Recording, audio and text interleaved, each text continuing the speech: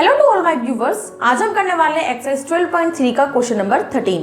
तो चलिए question start करते हैं। क्वेश्चन है a square OABC is inscribed in a quadrant OPBQ if OA is 20 centimetre. जो OA लेंथ है वो हमें 20 सेंटीमीटर दी गई है।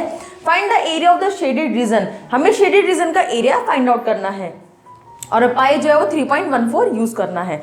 तो जो हमारे पास शेडेड रीजन है, अगर आप ध्यान से देखो तो अगर हम क्वाड्रेंट के एरिया में से स्क्वायर के एरिया को माइनस कर देंगे तो हमारे पास शेडेड रीजन का एरिया निकल के आ जाएगा। लेकिन एक चीज है, हमें सिर्फ OA यानी कि स्क्वायर के साइड की लेंथ दे रखी है, हमें जो क्वाड्रेंट दिया हुआ है उसका रेडियस हमें नहीं दिया हुआ है। तो हम रेडियस कैसे फाइंड आउट करेंगे?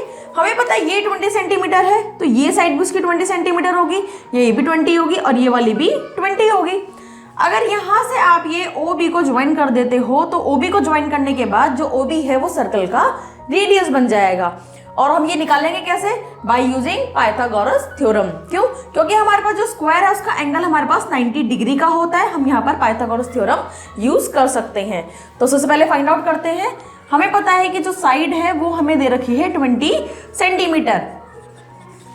By using Pythagoras theorem, by using Pythagoras theorem in triangle OAB, यहाँ पर हो जाएगा हमारे पास OB square equals to OA square plus AB square. Values put करेंगे, दोनों ही 20 है हमारे पास, प्लस 20, ये कितना आएगा हमारे पास? OB square. OB स्क्वायर आ जाएगा हमारे पास यहाँ पर 800, 400 प्लस 400 800 होता है। OB की वैल्यू आ जाएगी हमारे पास √800। हम इसको एज इट इज रहने देते हैं, हम सॉल्व नहीं करते क्योंकि हमें पता है कि जब हम क्वाड्रेंट का एरिया निकालेंगे तो वहां पर हमारे पास रेडियस का स्क्वायर होता है। अब हम निकालते हैं एरिया ऑफ क्वाड्रेंट, या हम डायरेक्टली शेडेड रीजन का एरिया निकाल लेते हैं। कैलकुलेशन थोड़ी सी इजी हो जाएगी। Area of shaded region equals to area of quadrant minus area of square OABC।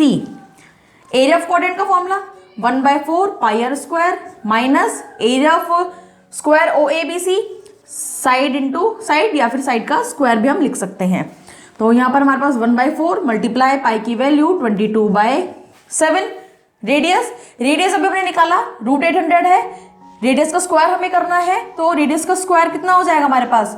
800। तो यहाँ पे हम डायरेक्टली क्या पुट कर सकते हैं? 800 पुट कर सकते हैं।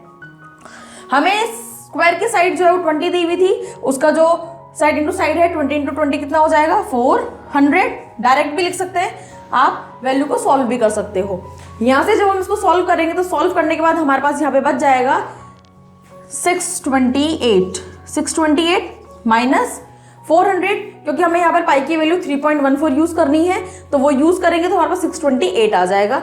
आंसर आएगा हमारे पास 228 सेंटीमीटर स्क्वायर।